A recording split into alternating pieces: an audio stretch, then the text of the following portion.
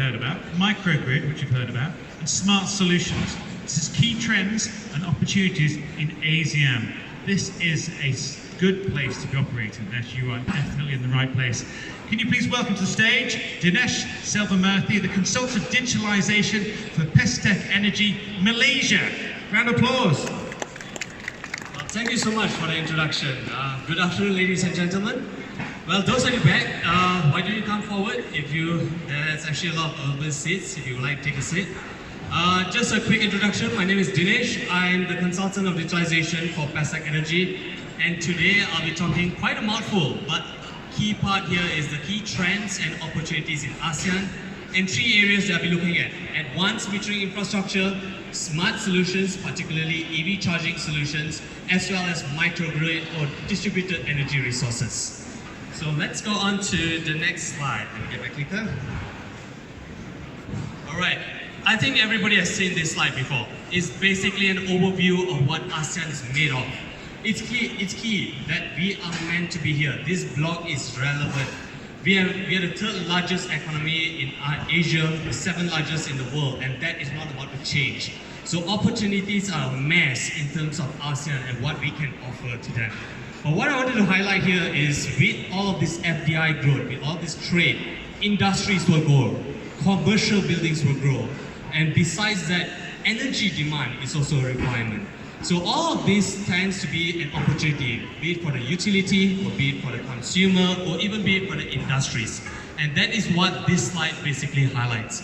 Well, I like the tagline here. It says, one vision, one identity, one community. And I'd like to once again highlight what our Prime Minister Tun Mahathir actually mentioned. We will continue to be relevant as an ASEAN bloc. What I also want to show here is the energy outlook in ASEAN. One of the key aspects of it is that rural electrification or even renewable energy. The key aspect here is that there is immense potential, solar, hydro, even wind in certain cases. But what's really enticing is the electrification ratio. This basically highlights the potential opportunities, growth potential, as well as the opportunities in key energy plants within these nations as well. I've only listed the first 6, but do imagine that there's 10 countries in ASEAN, and each and every one of them have a key energy plan which they are about to roll out. These are the opportunities that is meant for partnership, and these are the opportunities for both the private and public market to come ahead. Maybe to take a few, let's look at Indonesia, Malaysia, and even Singapore, where smart meters are being rolled out or projected to be rolled out over the next few years. Rural electrification is also a big pilot project going on in Indonesia. The Bali microgrid is a 10-year plan which is already started and is in a huge demand. Electric vehicle is another big topic, and Thailand is actually pioneering besides Singapore.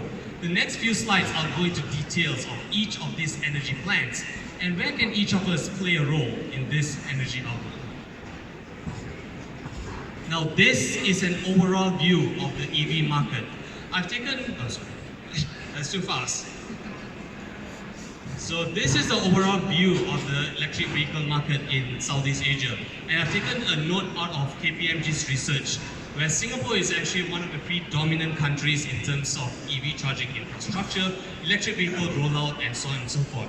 But the other countries are not far behind. This diagram at the bottom left corner basically shows that there are customer acceptance, and this is merely as of today, and this will grow further over the next 5 to 10 years. Are we ready for it? That's the main topic. I've listed out the 6 countries that are also working towards it. Each of these countries has a pilot project or even areas that they are focusing on. To give you an example, in Malaysia, we have a platform rollout. I believe there are booths here that is already showcasing it. We are working jointly with TMBX, who has a platform, as well as the MyEVC app in terms of beta phases rollout.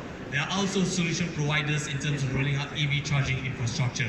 In Indonesia, there are pilot projects that have been rolled out. In the Philippines, their utility body has rolled out the subsidiary, Isakai, which is basically pioneering EV charging infrastructure in that area as well.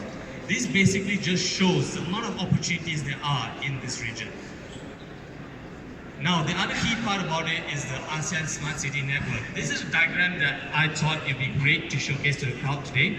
There are 26 different cities across ASEAN that has been shortlisted in terms of running smart city pilot projects, each of them highlighting a particular industry or a particular topic that they are looking keenly.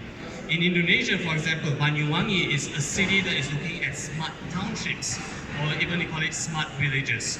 They will be the same across the different areas where they're targeting e-mobility as a topic, transportation, energy, and so on and so forth. These are the opportunities that there are for people to collaborate and work together on. Now, I'd like to actually highlight this particular slide because it actually identifies the solution that we're looking at.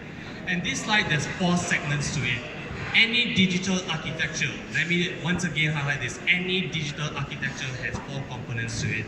Sensors and data sources, communication technology, IIoT platform, and finally the smart application. Without any of this, your digital architecture will not be complete. Every solution that I'm going to show here will be highlighting these 4 applications in different manner and sizes. Let's first start off with advanced metering infrastructure. Now, the concept behind this is quite simple. You have a smart meter, you're able to collect the information, you're able to bill your client, and all of this needs to be done in a digitalized way as well as scalable and reliable. Now, how are you going to accomplish this without a form of communication or without a form of a way to collect this information? That's where advanced metering infrastructure comes in. I'm highlighting here just a few projects that I have been privileged to work on. This is a rural area off the coast of Bali, in an island where literally the communication is back. There's no mobile communication. You need to figure out a way of how do you send data from the meters to the gateway and then to the cloud. This is where the communication such as power line communication, a hybrid of power line communication, together with a 3G, 4G modem allows you and enables the system to send data to a platform layer. The point here is that you want to enable for automated e-billing solution, implementation of demand side management for the utilities, detection of technical and non-technical losses, load balancing information, phase detection, and so on and so forth. There's no denying about the qualities or even the benefits of implementing AMI. It's whether we are ready to implement it. And based on the solutions that I've shown you, it's definitely ready to go out there. The next topic that I think is quite hot in the market right now is EV charging infrastructure. The fact is, it is a growing market.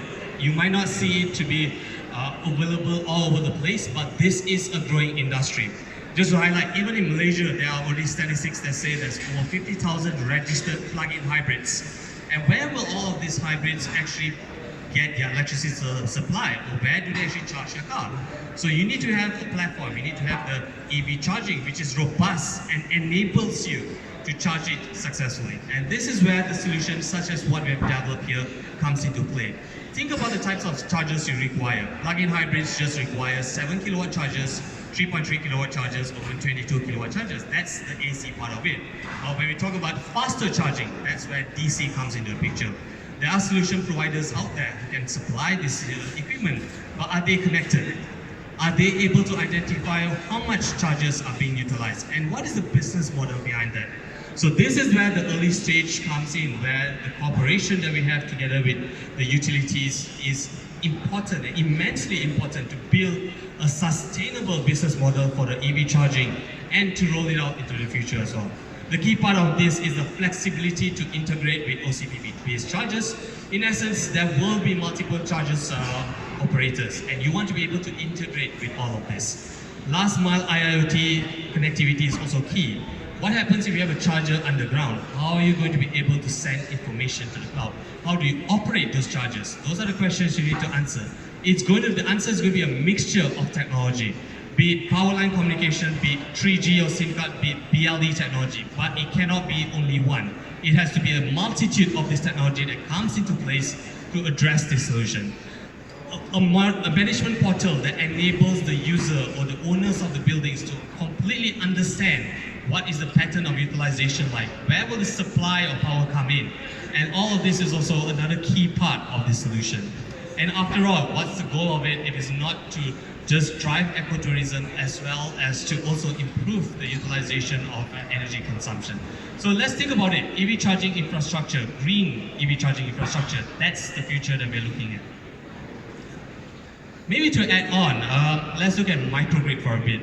It has always been a key part of it that we should not forget about our rural villages or our rural community who is of course in requirement or in demand for energy consumption. So how do you address that topic? This has to be in a seamless manner. There will be topics about off-grid solution, on-grid solution, but one key part is that it needs to tie back to a generation source. As what I've highlighted earlier, renewable energy is a key point of this. To address that topic, you have photovoltaic. Diesel generation is what is going to be utilized because it's cheap in cost, but that wouldn't be the case in the future. The cost of PV, the cost of technology is going down, and this will make it even more better to utilize renewable energy into a solution.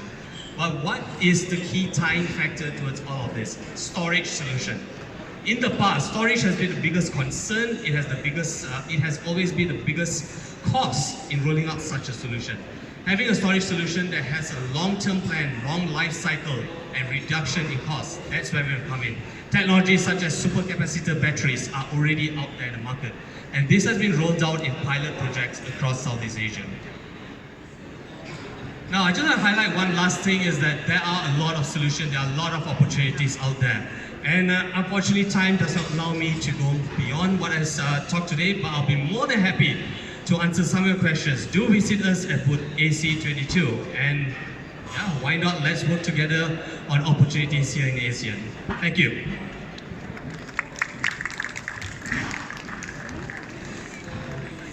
I'm going to ask, has anyone any questions? It's unusual that anyone's had any questions so far. Anybody else questions? You're good to go. Thanks.